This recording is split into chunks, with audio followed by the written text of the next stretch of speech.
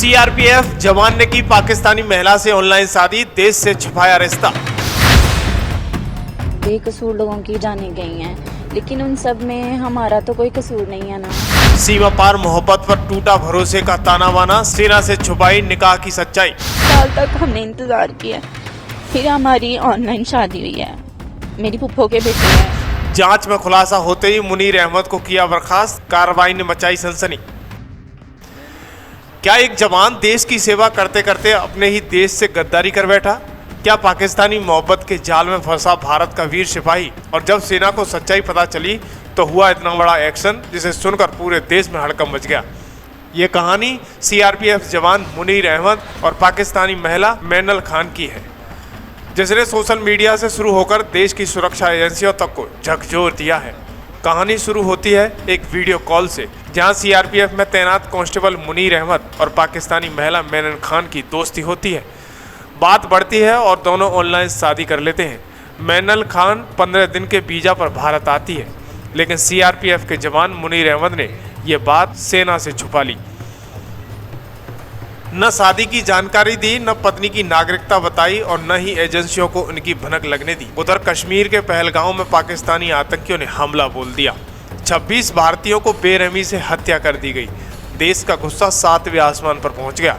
सरकार ने तुरंत एक्शन लेते हुए सिंध नदी का पानी पाकिस्तान को जाने से रोक दिया। दूसरी तरफ 48 घंटे में पाकिस्तानी नागरिकों को भारत छोड़ने की बात कह दी। जैसे ही पाकिस्तानी नागरिकों को बाघा बॉर्डर भेजा गया, पाकिस्तान ने अपने ही लोगों को लेने से मना कर दिया। दरवाजे बंद कर लिए, सरहदें बंद कर ली। इसी माहौल में एक वीडियो वायरल होता है, जिसमें एक महिला रो रो कर कहती है, मेरा पति भारत की सेना में है, लेकिन अब मुझे वापस भेजा जा रहा है। वो महिला कोई और नहीं, मैनल खान थी और उसके पति थे सीआरपीएफ कांस्टेबल मुनीर अहमद। यानी भारतीय सेना में तैनात एक जवान ने पाकिस्तान की महिला से शादी की, वो भी बिना इजाजत, बिना खुलासे के। ये बड़े आरोप लगे। बेकसूर लोगों की जाने गई हैं, लेकिन उन सब में हमारा तो कोई कसूर नहीं है ना।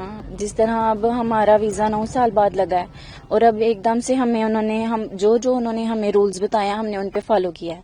एलटीवी के लिए भी हमने अप्लाई कर दिया था, जो उन्होंने टाइम की लिमिट बताई थी, और अब एकदम से वो हमें बोल रहे हैं कि ये जो सब कुछ हुआ है इसकी वजह से आपको रिटर्न करना है। साल तक हमने इंतजार किया, फिर हमारी ऑनलाइन शादी हुई है।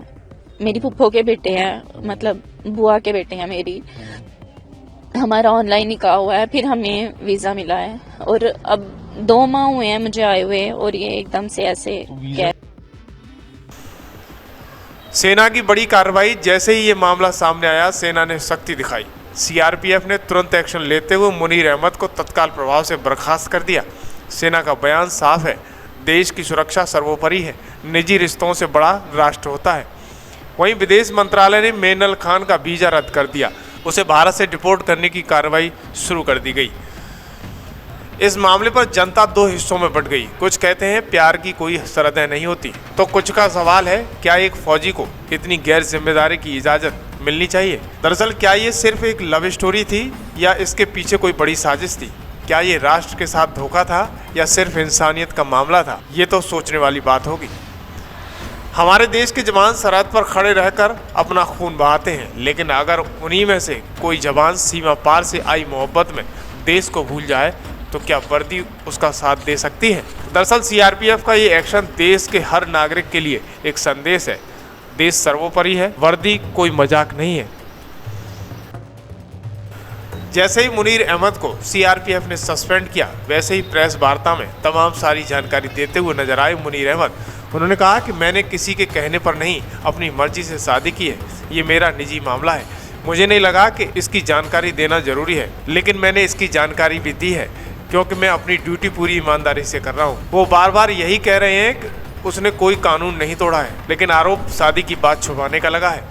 लेकिन सेना का रुख साफ है, सेना में सेवा कर रहे हैं किसी भी जवान को विदेशी नागरिक से संबंधों की जानकारी देना जरूरी है, चाहे वो शादी हो या दोस्ती। इस पर दोस्तों आपकी क्या प्रतिक्रिया है, ज़रूर बताएं। पाकिस्तान में सियालकोट में रहते हैं और पार्टीशन से पहले ये यहाँ मेरा अभी घर है। यहाँ पे ये दोनों फैमिलियाँ ज्वाइंट रहती थी। वो विभाजन के दौरान दोनों फैमिलियाँ बट गईं, तो ये पाकिस्तान चले गए। तो उसके बाद हमारे परिवार के बड़ों ने रिश्ता तय कर दिया हमारा बचपन में ही कि हम आपस में रिश्तेदारी करेंगे। तो फिर जब अभी शादी की हमने 2024 में, उससे पहले मैं आपको बता दूं कि मैं सीआरपीएफ में कार्यरत हूं।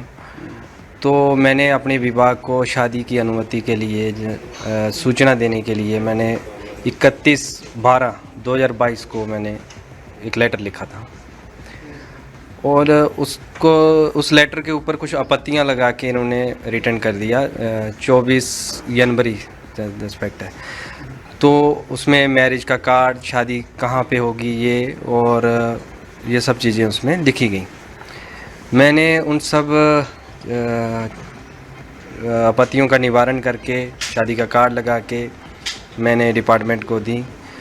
72 बटालियन सीआरपीएफ सुंदरबनी में कमांडेंट साहब से मैं मिला भी।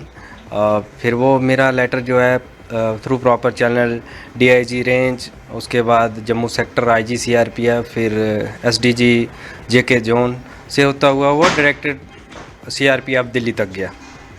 वहाँ कुछ समय लगा, 2-4 महीने 5 महीने का समय वहाँ पे लगा। फिर उसके बाद में वहाँ से एक रिप्लाई आता है, जवाब आता है कि उसके संबंध में उन्होंने लिखा है, मतलब क्लियर लिख के दिया है कि रूल के हिसाब से जो है एक सरकारी कर्मचारी को सरकार को सूचित करना होता है, डिपार्टमेंट को सूचित करना होता है। तो मेरे बारे में साफ उसमें लिखा है कि प्रार्थी ने डिपार्टमेंट को सूचित कर दिया है। लेटर है आपके? ये लेटर मेरे पास है, ये लेटर है, आप देख सकते हैं। इसमें साफ मेंशन हुआ है। कहाँ पे लिखा है? ये लिखा हुआ है कि प्रार्थी ने मतलब इसके संबंध में सूचित कर दिया है। और कानून है कि शादी से पहले आपको उनको सूचित करना है। मैं 24/5/2024 को शादी की है। शादी के बाद भी मैंने सूचित किया है, ऐसा पहले भी किया है। और तो अनुमति वहाँ से दी गई 30 शादी के लिए? जी, ये देखो क्लियर है, 30/4/2024 को डायरेक्टरेट से आया हुआ है कि इसने सूचित कर दिया है डिपार्टमेंट को, और एनओसी का कोई उल्लेख नहीं है इसमें। उसके बाद में ये 24/5/2024 को मेरी शादी हुई। मेरे फादर कैंसर पेशेंट हैं।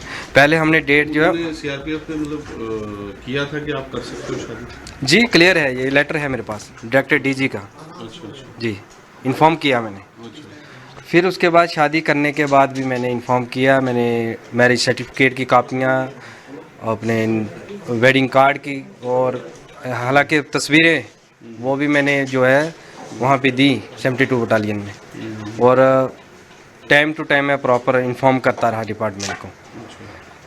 फिर मैंने दरअसल पहले शादी की हमारी डेट 5/11/2023 थी, जो इसमें मेंशन है।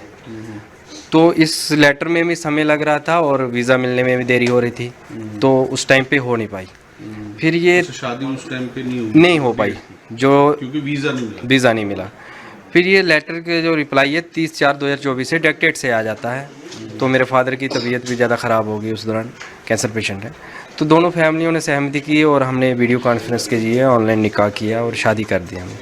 उसकी सूचना मैंने डिपार्टमेंट को दे दी। मेरे पास लेटर हैं जो मैंने सूचना दी है। और उससे पहले ये डायरेक्टेड से जो मैंने पहले इंटीमेशन किया है, डीजी ऑफिस से लेटर आया, उसमें ये क्लियर लिखा है कि डिपार्टमेंट को इन्फॉर्म हो चुका है।